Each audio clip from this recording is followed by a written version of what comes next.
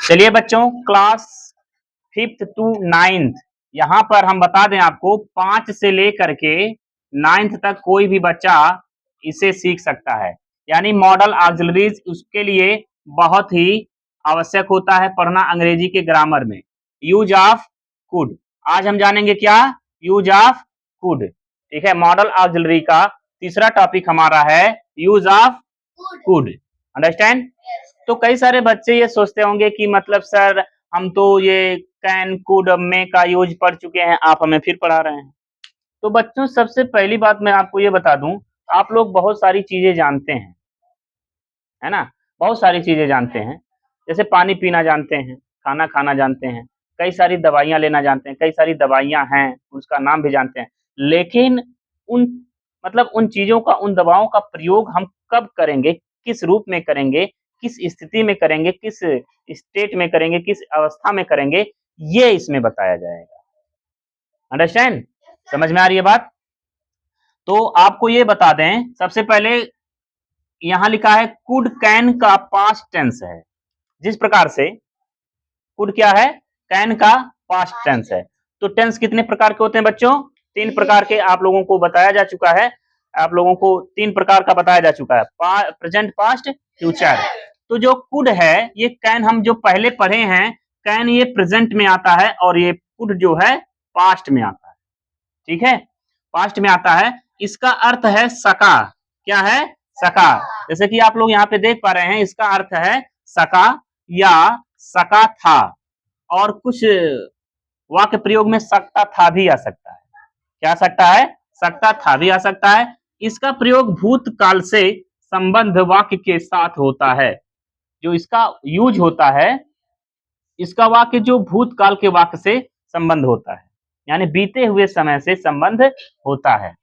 तो सबसे पहले इससे निम्न बातों का बोध होता है। सबसे पहले ए, यानी योग्यता या सामर्थ्य का बोध होता है, यानी पावर या एबिलिटी का बोध होता है।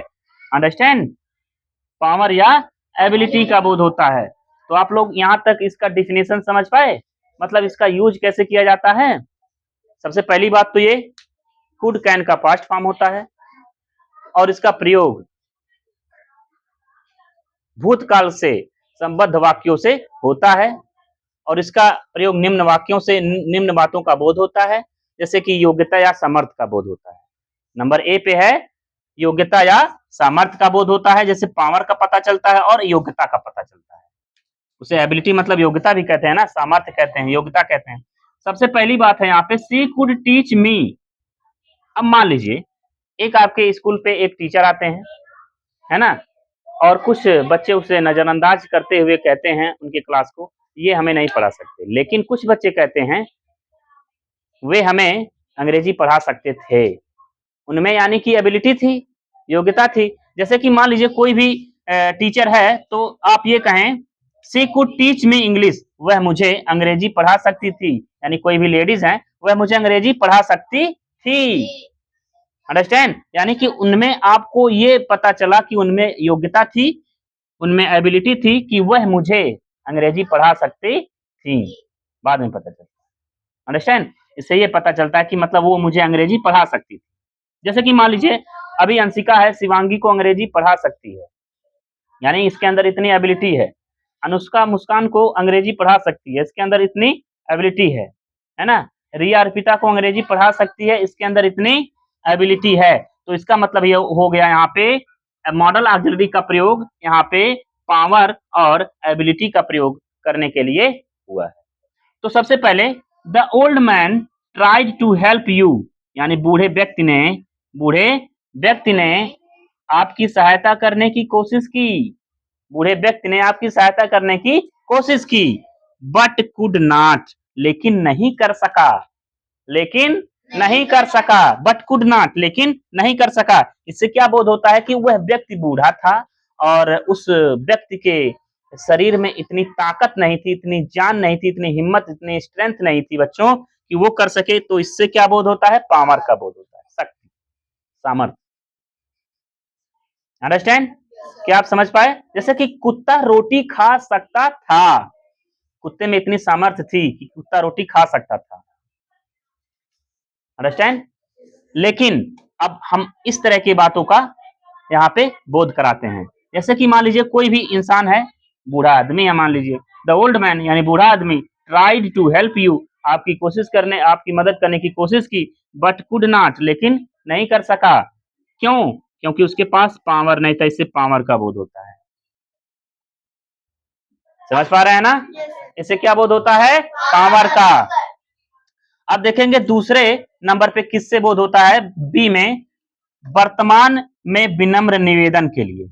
वर्तमान में विनम्र निवेदन करने के लिए, यानी कि जैसे कि मान लीजिए अभी आप पढ़ रहे हैं और पढ़ते पढ़ते लिखते लिखते, यानी आप पढ़ रहे हैं तो लिखने का भी काम होगा, लिखते लिखते आपका कलम बंद हो जाए, कलम ना चले, वर्क ना करे, तो आप क्या कहेंगे? क्या तुम मुझे अपना कलम दे सकते हो? प्लीज जल्दी दे दो, जल्दी दे दो, है ना?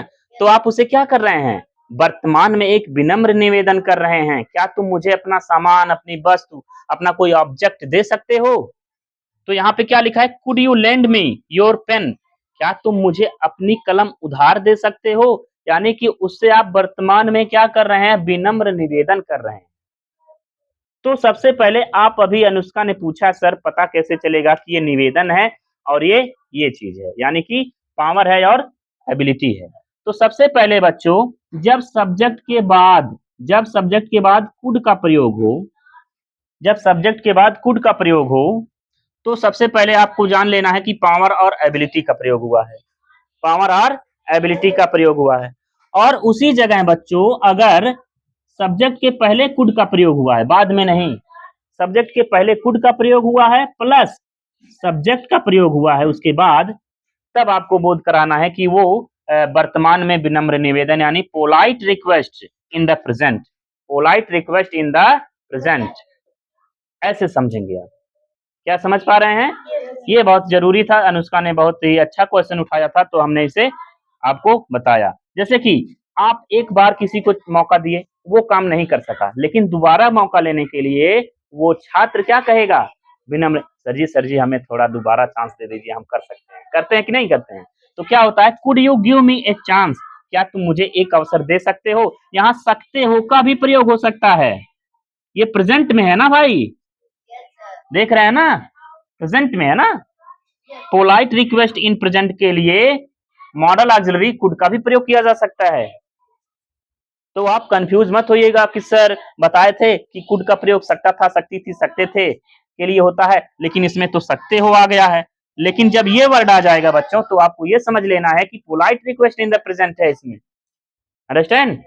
अगला है बच्चों, could you dial me, could you dial me 112? क्या तुम 112 मेरे लिए मिला सकते हो, डायल कर सकते हो? इस तरह से इसका प्रयोग होता है बच्चों। तो किसे किसे समझ में आया है? समझ में आया ना? तो सबसे पहले आप बच्चों जाएंगे इसको एक्सरसाइज करने के लिए, हर एक ए और बी से कम 10-10, ए और बी से 10-10 वाक्य क्रिएट करेंगे और फिर कल लाकर दिखाएंगे, और जहां पे मैं प्रत्येक छात्र का देखूंगा और जहां पे गलती होगी फिर उसी को आप लोगों को रिवीजन कराऊंगा। अंडरस्टैंड? अगर इससे रिलेटेड कोई भी क्वेरी होगी, कोई भी क्वेश्चन होगा तो आप लोग इससे पूछ सकते हैं, डिस्कस कर सकते हैं अगले सेशन में। Thank you.